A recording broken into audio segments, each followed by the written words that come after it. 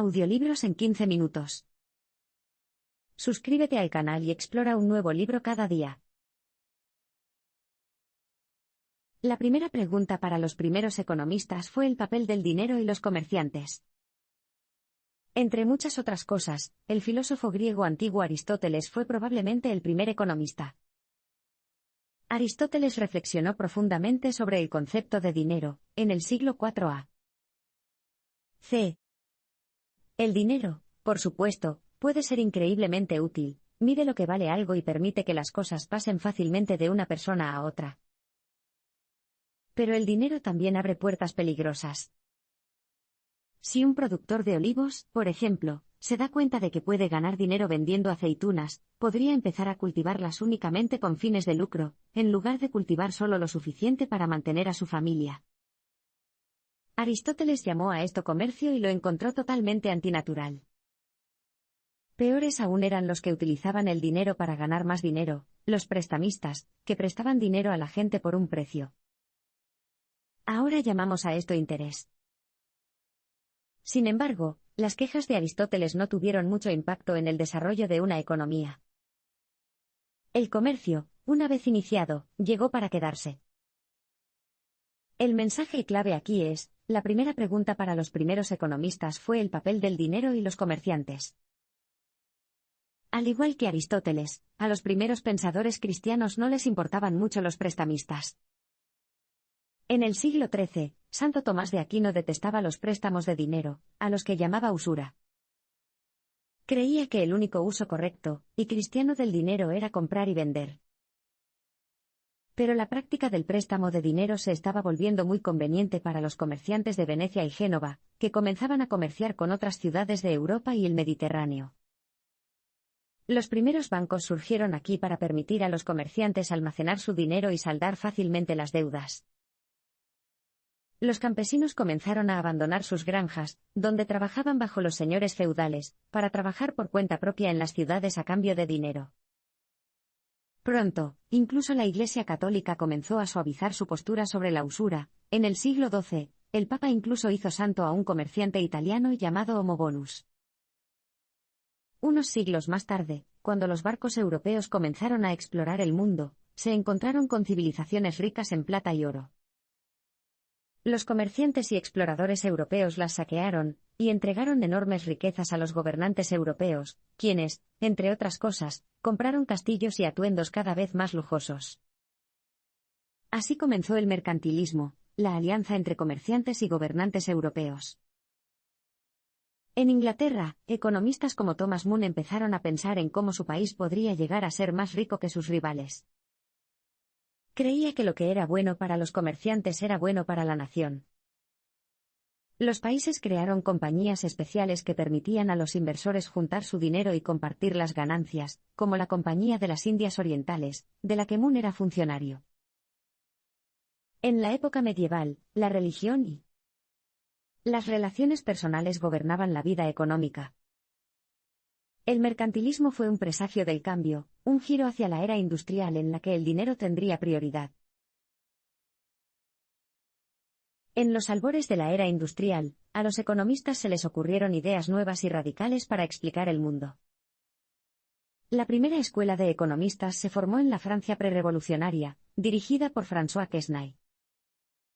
Quesnay era monárquico, pero tenía una idea radical: eliminar los impuestos a los campesinos de Francia y, en cambio, gravar a los aristócratas. Los campesinos trabajaban con la naturaleza, donada por Dios, y sus productos eran la fuente fundamental de la riqueza de una nación. Pensó que Francia había sido una tontería al manipular sus ganancias. Peor aún, Francia había otorgado privilegios especiales a los comerciantes, permitiéndoles organizarse en gremios para protegerse de la competencia. Quesnay aconsejó al gobierno francés que eliminara los controles sobre la agricultura y eliminara los privilegios de los comerciantes. Esta es la economía del laissez-faire, es decir, una política económica de no intervención por parte del gobierno. Fue la primera salva de un debate que continúa haciendo estragos hasta el día de hoy. El mensaje clave aquí es, en los albores de la era industrial, a los economistas se les ocurrieron ideas nuevas y radicales para explicar el mundo. Mientras tanto, en Escocia, Adam Smith publicó su obra de 1776 La riqueza de las naciones, que contenía una serie de conceptos completamente nuevos. La sociedad, creía Smith, funciona mejor cuando todos actúan en su propio interés egoísta. A pesar de eso, la sociedad se las arregla para funcionar bien sin que ninguna entidad decida qué es lo mejor para ella. Es como si estuviera guiado por una mano invisible. Smith también respondió a los cambios en el mundo que lo rodeaba. En los albores de la era industrial de Inglaterra, surgieron enormes fábricas nuevas a medida que la riqueza del país pasó de la agricultura a la industria. Los tipos de trabajos disponibles en estas fábricas eran altamente especializados. Smith explicó estos nuevos trabajos utilizando el concepto de división del trabajo. En las sociedades complejas, hay muchos bienes que la gente quiere intercambiar. Esto significa que las personas comienzan a especializarse en determinados trabajos, porque algunas personas son naturalmente mejores para hacer pan que para construir sillas. Pero la especialización va aún más allá. En una tienda de sillas, por ejemplo, una persona se encarga de clavar clavos, y otra se encarga de lijar la madera. Cuando el trabajo especializado se extiende por toda la economía, se pueden fabricar más tipos de bienes a un costo menor. Los costos más bajos significan precios más bajos y, por lo tanto, todos se benefician. En otros sentidos, algunos se benefician más que otros, mucho más. Por un lado, los trabajos especializados son mucho más aburridos que los no especializados. Imagínese clavar clavos todo el día en lugar de construir una silla entera. El martilleo se hace tedioso rápidamente. Mientras tanto, el propietario de la tienda se hace cada vez más rico. Con el aumento de la producción. El pensamiento económico del siglo XIX se dedicó a los problemas de la desigualdad de la riqueza. Las nuevas fábricas de Inglaterra crearon enormes riquezas y privilegios, pero solo para los terratenientes y los capitalistas propietarios de las fábricas. Un grupo diverso de economistas del siglo XIX se centró en este nuevo problema. El corredor de bolsa británico David Ricardo pensaba que el libre comercio resolvería la desigualdad. En ese momento, Gran Bretaña tenía leyes que prohibían los cereales extranjeros baratos, lo que se tradujo en precios elevados. Esto dificultó la vida de los trabajadores. Mientras tanto, demostró Ricardo, las leyes enriquecieron aún más a los capitalistas y terratenientes que se beneficiaban del grano doméstico. Cuando Ricardo sugirió eliminar la prohibición de los cereales extranjeros baratos para ayudar a igualar las cosas entre las clases, el Parlamento se rió de él. Pero póstumamente fue el último en reír, cuando décadas después el Parlamento estuvo de acuerdo. El mensaje clave aquí es: el pensamiento económico del siglo XIX se dedicó a los problemas de la desigualdad de la riqueza. Ricardo se centró en reducir las enormes diferencias entre trabajadores, capitalistas y terratenientes. Otros adoptaron puntos de vista más extremos sobre las relaciones entre los ricos y los pobres. Algunos pensaban que Ricardo no había ido lo suficientemente lejos.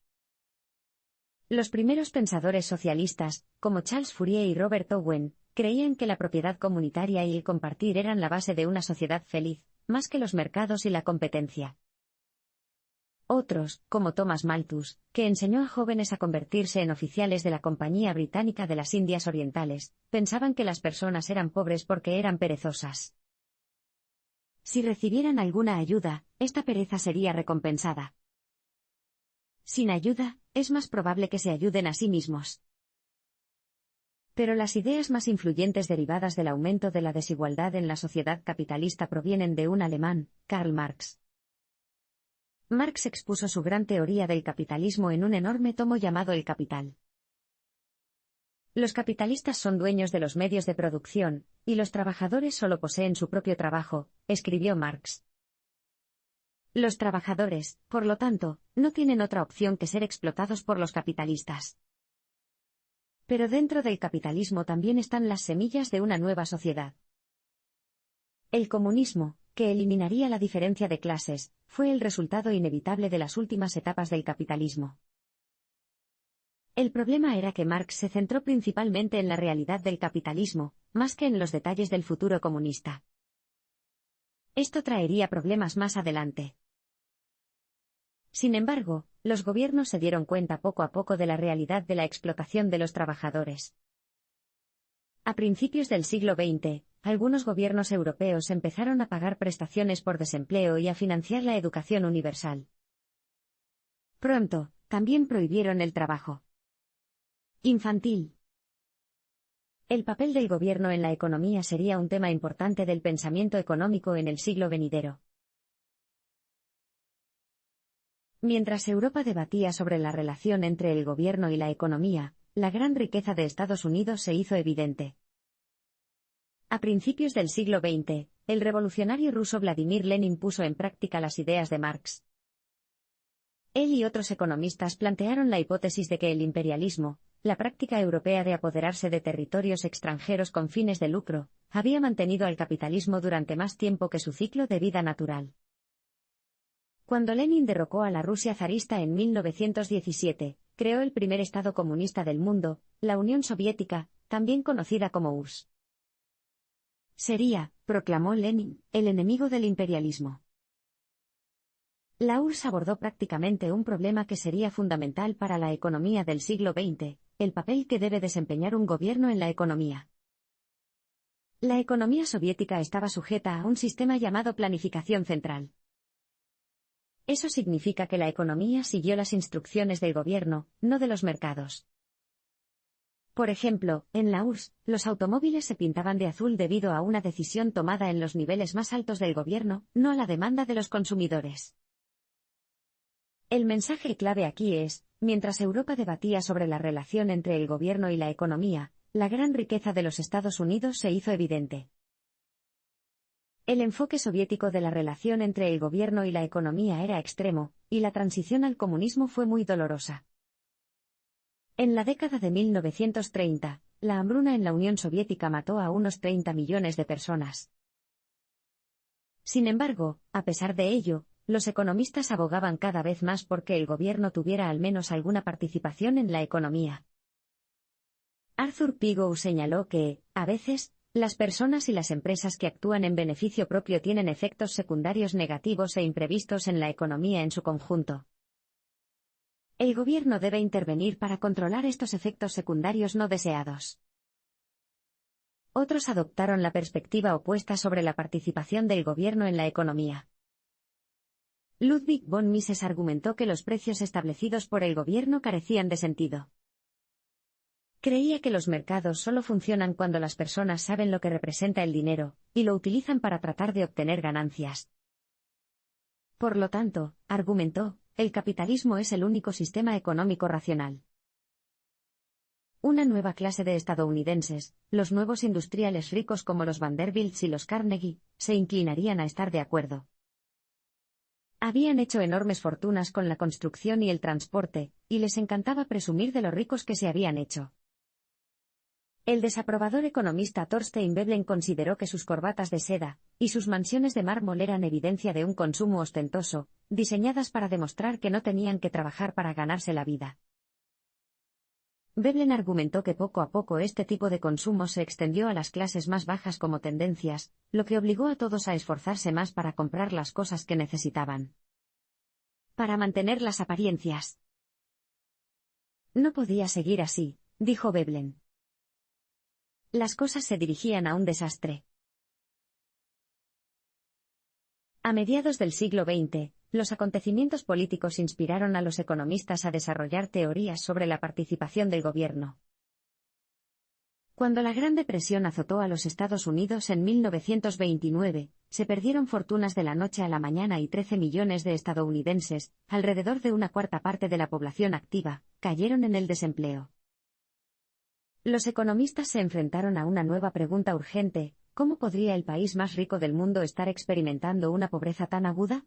El economista británico John Maynard Keynes, cuya influencia perdura aún hoy en día, creía que la Gran Depresión fue el resultado de que los gobiernos no respondieron adecuadamente a las primeras señales de recesión. Cuando llegó la depresión, las personas preocupadas dejaron de gastar y empezaron a ahorrar. Cuando las empresas siguieron su ejemplo, las cosas solo empeoraron. Keynes creía que la economía no se iba a arreglar sola, por lo que el gobierno tuvo que intervenir. El mensaje clave aquí es, a mediados del siglo XX, los acontecimientos políticos inspiraron a los economistas a desarrollar teorías sobre la participación del gobierno. Como vimos en la Unión Soviética, un control gubernamental excesivo de la economía puede tener resultados devastadores en forma de hambruna. Sin embargo, el economista de origen austriaco Friedrich Hayek predijo otros posibles problemas de interferencia del gobierno en la economía. Durante la Segunda Guerra Mundial, Hayek sorprendió a Gran Bretaña cuando escribió que los británicos tenían más en común con los nazis de lo que nadie se sentía cómodo. La economía nazi estaba controlada cuidadosamente por el gobierno. También en Gran Bretaña, dijo Hayek, mucha gente pensaba que el gobierno debía controlar la economía. Hayek advirtió que el control gubernamental de la economía se traduciría en una pérdida de las libertades individuales y, en última instancia, en un totalitarismo, en el que el gobierno es todopoderoso y los ciudadanos deben obedecer totalmente, como en la Alemania nazi. Tras el final de la guerra, la gente de todo el mundo siguió pensando en la relación ideal entre las personas y el gobierno, especialmente las personas que habían sido colonizadas por países europeos. En 1957, Ghana se convirtió en el primer país colonizado del África subsahariana en obtener la independencia. El asesor económico de Ghana fue Arthur Lewis, quien aconsejó el control total de la economía por parte del gobierno. Esto era necesario para diseñar un gran impulso que permitiera a Ghana ponerse al día con los gigantes económicos de Estados Unidos y, cada vez más, de Europa. Lamentablemente, en Ghana y otros países africanos y latinoamericanos, el control gubernamental de la economía no tuvo tanto éxito. El vínculo entre la política y la economía obstaculizó el desarrollo. Sin embargo, en otros países, como Corea del Sur, unir la economía al gobierno tuvo un gran éxito. Las empresas controladas por el Estado, establecidas en la posguerra, como Hyundai y Samsung, son hoy en día nombres muy conocidos. Tras la Segunda Guerra Mundial, los economistas se centraron en nuevos problemas, grandes y pequeños. Hemos visto cómo Keynes introdujo una nueva forma de pensar sobre el papel del gobierno en la economía. Creía que el gobierno debía presidir la economía y tomar medidas para lograr el cambio. Esto se conoció como macroeconomía. Pero, ¿qué pasa con las pequeñas decisiones que las personas y las empresas toman todos los días y que, en conjunto, forman una economía? A partir de la Segunda Guerra Mundial, los economistas empezaron a estudiar todo lo que implica estas pequeñas decisiones. Esto se conoce como microeconomía. Sin embargo, durante la Guerra Fría, quedó claro que las acciones de un tomador de decisiones políticas podían decidir el destino económico de muchos. Para ayudar a los responsables de la toma de decisiones a elegir un curso de acción basado en factores estratégicos y predicciones del comportamiento del enemigo, un grupo de economistas y matemáticos estadounidenses desarrolló lo que se denomina teoría de juegos. La teoría de juegos resultó ser tan relevante para la geopolítica como lo es para los individuos y las empresas. El mensaje clave aquí es, después de la Segunda Guerra Mundial, los economistas se centraron en nuevos problemas, grandes y pequeños. La Guerra Fría no fue el único problema espinoso que los economistas empezaron a abordar después de la Segunda Guerra Mundial. En la década de 1950, el economista Gary Becker comenzó a utilizar la economía como una herramienta para describir fenómenos sociales como la delincuencia, que creía que era un análisis de costo-beneficio como cualquier otra cosa. Los delincuentes miden el costo que les supone ir a la cárcel, quizás, en comparación con los beneficios que podrían disfrutar al tener, por ejemplo, un Ferrari nuevo gratis. La mejor manera de acabar con la delincuencia, argumentó Becker, era hacer que los posibles costos superaran con creces los beneficios. Sin embargo, el problema más espinoso de todos seguía siendo la desigualdad global, que algunos aún tenían su origen en el capitalismo. En la década de 1950, el Che Guevara y Fidel Castro derrocaron al gobierno cubano y establecieron un Estado comunista. Creían que la pobreza en América Latina era causada por la codicia de los países más ricos, especialmente los Estados Unidos. ¿Cómo podrían los países ricos explotar a los menos ricos? El economista alemán André Frank respondió a esta pregunta, mostrando que el comercio perjudicaba a los países menos ricos, exacerbando las diferencias entre ambos. Frank, al igual que Guevara y Castro, creían que era imposible que los países pobres se hicieran ricos bajo un sistema capitalista. Pero no convencieron a todos. Incluso algunos marxistas se mostraron escépticos, y creían que el verdadero socialismo era una consecuencia natural de un alto nivel de desarrollo capitalista. Nunca funcionaría en América Latina porque los países de allí no se habían desarrollado lo suficiente. Mientras tanto, Corea del Sur y otros países asiáticos avanzaban a toda velocidad, lo que demostraba que el desarrollo bajo un sistema capitalista era realmente posible sin una revolución. La popularidad de la economía keynesiana aumentó, y disminuyó en las décadas posteriores a la Segunda Guerra Mundial. En las décadas posteriores a la Segunda Guerra Mundial, se pusieron a prueba las ideas de Keynes sobre la participación del gobierno en la economía. Un grupo de economistas, los jóvenes keynesianos, desarrolló aplicaciones prácticas de las teorías de Keynes. Sus ideas se hicieron populares y, en la década de 1960, el presidente Kennedy adoptó una política keynesiana de recortes de impuestos, con el objetivo de impulsar la economía poniendo más dinero en manos de los consumidores. La política fue un éxito y, durante un tiempo, todos estuvieron convencidos, incluso el Partido Republicano, que tradicionalmente se mostró escéptico ante la interferencia del gobierno. Sin embargo, a finales de los 70, los economistas empezaron a preguntarse si el exceso de gasto público estaba provocando un aumento de la inflación. Quizás el buen desempeño económico de la década de 1960 no se debió en absoluto a las políticas keynesianas. El mensaje clave aquí es, la popularidad de la economía keynesiana aumentó, y disminuyó en las décadas posteriores a la Segunda Guerra Mundial. El escepticismo hacia las ideas keynesianas creció a medida que la recesión económica se extendió en la década de 1970. En 1978, las huelgas de protesta contra el desempleo y la inflación se extendieron por toda Gran Bretaña. Los economistas culparon de estos problemas económicos a las políticas keynesianas. Milton Friedman fue el más destacado de ellos. Claro, dijo Friedman, un aumento del gasto del gobierno podría funcionar durante un tiempo. Pero luego hay un regreso al nivel original de desempleo.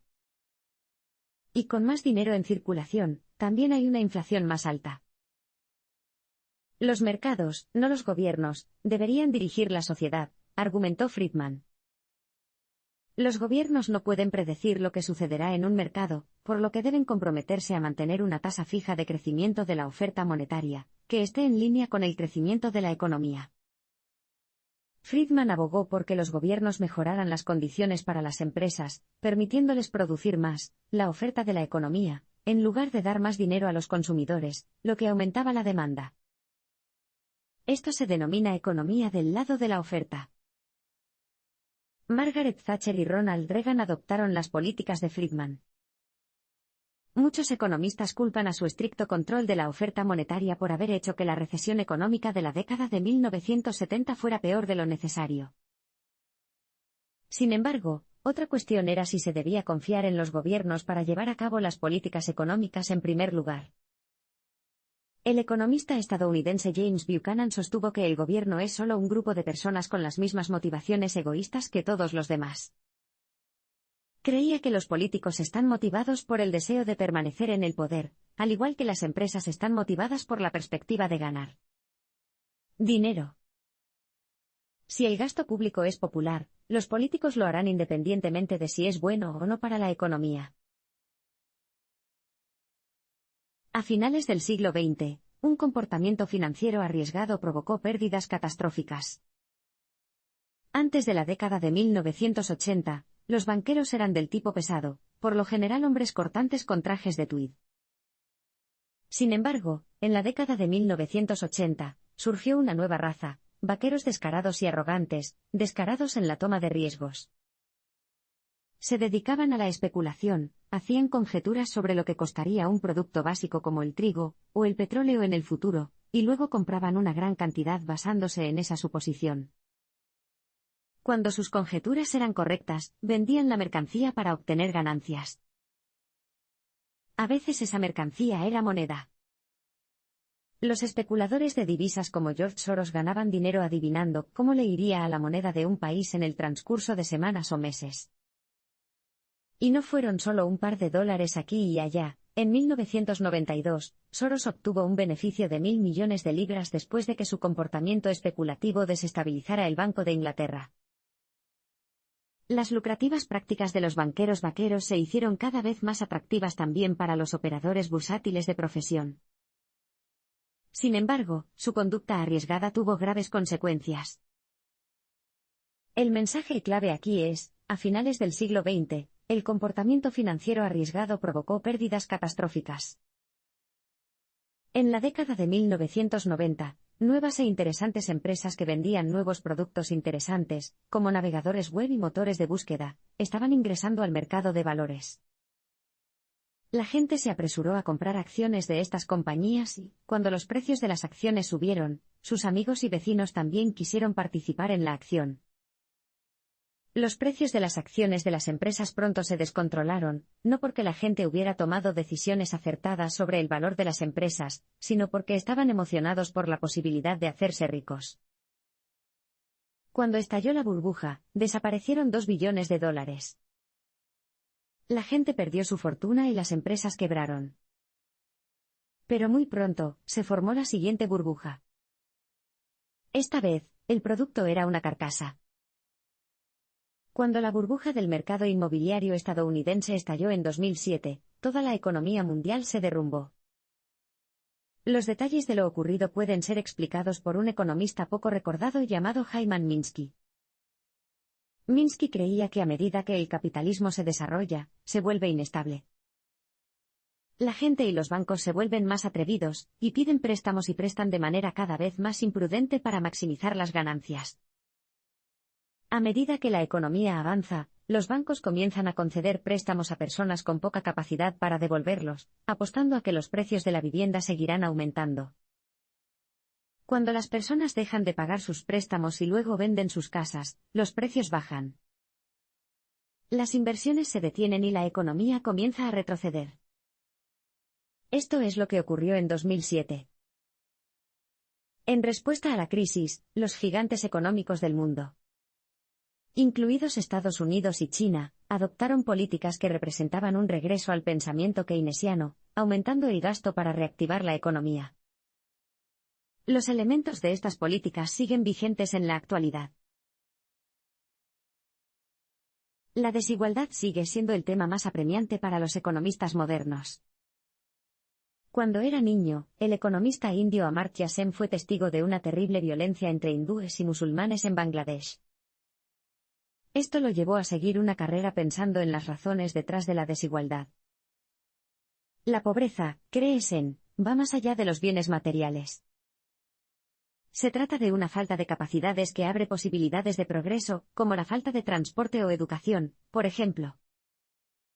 Según Sen, el desarrollo de la sociedad consiste más en expandir las capacidades de las personas que en el desarrollo económico. Sen ayudó a las Naciones Unidas a desarrollar el Índice de Desarrollo Humano, que mide los ingresos junto con otros indicadores como la esperanza de vida y la alfabetización. Para Sen, la economía tiene que ver con las diversas cosas que las personas necesitan para vivir una vida feliz, no solo con el dinero. El mensaje clave aquí es, la desigualdad sigue siendo el tema más apremiante para los economistas modernos. Amartya Sen también estaba interesada en la desigualdad entre los géneros. Descubrió que los economistas estaban sesgados en su forma de pensar sobre el mundo. Como la mayoría eran hombres de antecedentes similares, estaban, como era de esperar, sesgados. En la década de 1990, un nuevo grupo de economistas feministas abordó las formas en que la economía ve el mundo desde un punto de vista masculino. El trabajo no remunerado, como comprar, cocinar, limpiar, cuidar a los niños, arar la tierra y reparar chozas, lo realizan en gran medida las mujeres. Dado que el trabajo de las mujeres, en gran medida no remunerado, no se tiene en cuenta en las narrativas económicas tradicionales sobre el éxito, las mujeres se encuentran en desventaja en lo que respecta a la distribución de recursos, como salarios, alimentos y medicamentos. Las economistas feministas creen que el cambio social y las buenas políticas pueden ayudar a aliviar estos problemas. Sin embargo, sin políticas dirigidas directamente a aliviar las discrepancias entre hombres y mujeres, estas discrepancias solo empeorarán. Sin embargo, corregir la desigualdad global requerirá algo más que pensar en la pobreza o en las discrepancias entre hombres y mujeres. Los ricos se han vuelto más ricos que nunca, y ganan exponencialmente más que incluso las clases medias. El economista francés Thomas Piketty tiene una explicación para esto. Sostiene que lo que él denomina la ley histórica del capitalismo permite a las personas que ya son ricas ganar dinero con su riqueza existente. Pero, ¿cómo detenerlo? Los economistas han sugerido aumentar los salarios mínimos y aumentar los impuestos sobre el patrimonio. Sin embargo, los gobiernos parecen no estar interesados en rectificar la situación. De hecho, desde la década de 1970, los gobiernos han reducido los impuestos a los ricos. Dado el poder y la influencia de estas personas, la redistribución del ingreso en las próximas décadas no es un resultado muy probable. Los economistas de hoy y los del futuro tendrán que pensar de manera creativa en nuevas formas de avanzar.